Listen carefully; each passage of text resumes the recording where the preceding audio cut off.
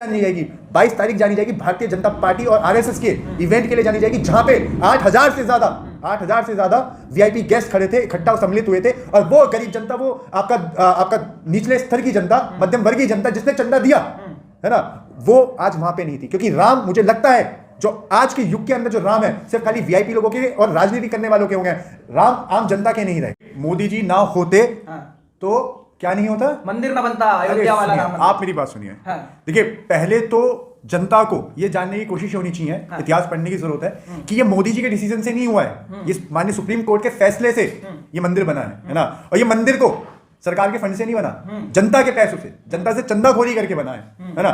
दूसरी बात कि मैं एक फोटो बहुत दिनों से देख रहा हूं कि मोदी जी इतने बड़े हैं और रामलला जी इतने छोटे हैं, है ना। आप ये सोचने की कोशिश करिए, देखिए ये मंदिर की जो प्राण प्रतिष्ठा जो रखी गई है ना, ये आपका मोदी जी की और बीजेपी की और आरएसएस की एक इवेंट चल रहा है जिसके अंदर लोगों को बेवकूफ बनाने की कोशिश करी जा रही है। जैसे देश का एक प्रधानमंत्री होता है, वैसे ही हमारे सनातन धर्म के जो प्रधानमंत्री वो शंकराचार्य हैं, है ना। जब शंकराचार्यों की बात नहीं मानी जा रही है ना, जो धर्म को ढंग से जानते हैं, धर्म के सारे स्ट्रक्चर को जानते हैं, देखिए स्ट्रक्चर से ही हर चीज चलती है ना। जो सनातन का जो स्ट्रक्चर है ना, उसकी शुरुआत शंकराचार्य से होती है। शंकराचार्य बोल रहे हैं कि मंदिर जब तक पूर्ण नहीं होगा हम नहीं जाएंगे, वहां आप पूजा नहीं कर सकते। आप बताने की कोशिश करिए मुझे, आप खुद एक सनातनी है ना, कि आधी बनी हुई मूर्ति की क्या आप पूजा कर सकते हो? खंडित होती है वो तो। खंडित होती है। उसी प्रकार जब तक मंदिर संपूर्ण नहीं बना, है ना, मैं राम विरोधी नहीं हूं, है ना, मैं आपका हिंदू विरोधी नहीं हूं, मैं सनातन विरोधी नहीं हूं, मैं ये बात कहना चाह रहा हूं कि जब तक मंदिर पूर्ण बना ही नहीं है तो उसके अंदर आप कैसे पूजा कर सकते हो? प्राण प्रतिष्ठा हो गई भैया, आप तो कह रहे हो मंदिर की पूजा कैसे कर सकते, अब तो हो गई।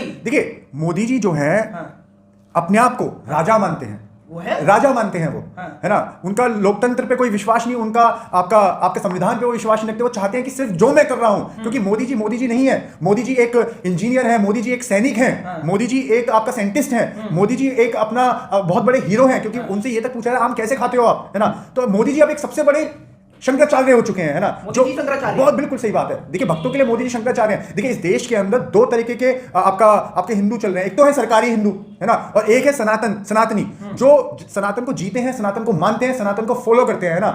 वो लोग, उनका दिल दुख है कि आधे अधूरे मंदिर को, है ना, कैसे बना सकते हैं बिना मोहरत के। हिंदू क्यों नहीं बनना चाहते? देखिए, अगर मैं सरकारी हिंदू होता, है ना, तो आज मैं भी अपने घर के बाहर झंडा लगा के मैं भी नाच रहा होता, है ना। देखिए, आप समझने की कोशिश करिए।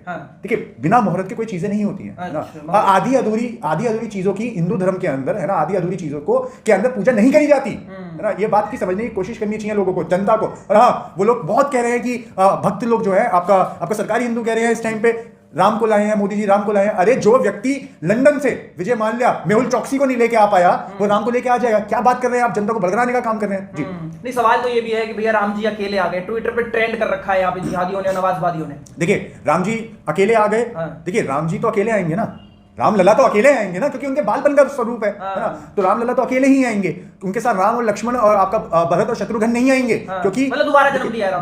देखिए दोबारा जन्म नहीं दिया। मैं पहले आपको एक चीज का स्पष्टीकरण कर देना चाहता हूं कि वो मंदिर जो था, है ना, जो डिमोलिश्ड हुआ था बाबर के टाइम पे, है ना, वो मंदिर को दोबारा बनाया गया है ना। राम जी तो यहाँ पे सदैव है, और ना किसी की औकात है कि जो राम को लेके आ पाएगा, है ना। राम तो भारत के अंदर, भारत क्या पूरे विश्व के अंदर, कलकन के अंदर है ना। तो राम को लाए नहीं है ना, राम को वहां पे स्थापित किया गया है दोबारा। तो मोदी जी को थैंक यू कह दो, क्योंकि उन्होंने किया है। देखिए, पहली बात, उनकी हैसियत नहीं है मोदी जी की। अरे सुनिए मेरी बात, सुनिए पहले, है ना। सुप्रीम कोर्ट के आदेश के बाद, है ना, सुप्रीम कोर्ट के आदेश के बाद ही वहां पे मंदिर बना है। अगर सुप्रीम कोर्ट इसके अंदर संज्ञान ना लेता और अगर अपना फैसला नहीं सुनाता, तो किसी भी सरकार की हैसियत नहीं थी कि वहां पे मंदिर बना देता। भाजपा ने मैनिफेस्टो में डाला था कि भैया हम 370 हटाएंगे और राम मंदिर बनाएंगे, जो बोला वो करके दिखाया। देखिए, मैं आपसे एक बात बोलना चाहता हूं, भाजपा ने तो ये भी बोला था गरीबी मिटाएंगे। कौन सी गरीबी मिट गई, है ना। भाजपा ने तो बोला बहुत हुई महंगाई की बात, अब की बार मोदी सरकार कौन सी महंगाई चली गई? आपका पेट्रोल डीजल, है ना, आपका गैस, है ना, आप गैस सिलेंडर हो गया, आपका दाल चावल चीनी आटे सबके भाव तो ऊपर है। कौन सी महंगाई खत्म कर दी? भाजपा ने तो बोला था कर देंगे। सुनिए, भाजपा ने तो बोला महिला सम्मान की बात करती थी भाजपा। आप देखिए मणिपुर जाके देखिए, मणिपुर के अंदर क्या हुआ था। नगन करके महिलाओं को घुमाया जा रहा था। ये बेटी बचाओ और बेटी पढ़ाओ का नारा देती है सरकार। उनके राज के अंदर हाथरस जैसे केस हो जाते हैं, बिल्किस बानो जैसे केस हो जाते हैं। राम मंदिर जो बनाया है वो जनता ने बनाया है ना, जनता के चंदे पे बनाया है वो मंदिर। जनता ने अपनी आस्था के रूप में, है ना, चंदा दिया, वो मंदिर भव्य मंदिर बन गया। वहां पे बन नहीं गया, मतलब बन रहा है वहां पे, है ना। हमारा विरोध जो है, हमारा विरोध रामलला से नहीं है, हमारा विरोध मंदिर से नहीं है, हमारा विरोध सनातन से नहीं है, हमारा विरोध जो है वो ये है कि वहां पे मंदिर संपूर्ण तरीके से नहीं बना और उसकी ना बनने के ऊपर भाजपा और आरएसएस मिलके दोनों है ना धर्म के ऊपर राजनीति कर रही है, हिंदुओं को बांटने का काम कर रही है, लोगों को भड़काने का काम कर रही है। भाजपा हिंदुओं को जोड़ रही है। देखिए तो हमेशा यही है, हर घर भगवा लहराएगा। आप एक बात बताइए कि हर घर भगवा लहराएगा, है ना? आप ये सोचिए, आप एक चीज सोचिए। देखिए, अगर आपने धर्म पढ़ा होगा तो आप जानते हैं कि राम जी एक मर्यादा पुरुषोत्तम थे, जो एक अच्छे बेटे भी थे, एक अच्छे पुत्र थे, और अच्छे पति भी थे, और एक अच्छे सम्राट भी थे, अच्छे राजा भी थे, है ना? आप ये बताइए कि जो लोग हैं जो कह रहे हैं कि एक ही नारा एक ही नाम, जय श्री राम, वो अपने जीवन के अंदर कितने अच्छे बेटे हैं, कितने अच्छे आपका पति हैं, और कितने अच्छे एक राजा हैं। आप सोचने की कोशिश करिए। देखिए, मैं किसी की पर्सनल लाइफ में नहीं जाना चाहता। प्रधानमंत्री अगर प्राण प्रतिष्ठा कर रहे थे तो क्यों नहीं बुलाया उन्होंने अपनी पत्नी को? राम जी ने जब रामेश्वर मंदिर की जब पूजा करी थी, जब रामेश्वर मंदिर बनाया था राम जी ने, तो उन्होंने जब सीता जी नहीं थी तो उन्होंने मूर्ति बना के बिठा के, है ना, उस मंदिर की पूजा करी थी। पर किंतु आज इस देश का राजा जो अपने को राजा मान चुका है, आज वो जब प्राण प्रतिष्ठा कर रहा था, मंदिर की पूजा कर रहा था, कहां थी उनकी पत्नी? कहां थी उनकी पत्नी? हाँ, और खुद स्वयं लाल करके प्रचंड पे खड़े होकर प्रधानमंत्री बोलते हैं कि मैं वीआईपी कल्चर को खत्म करना चाहता हूं। बोलते हैं।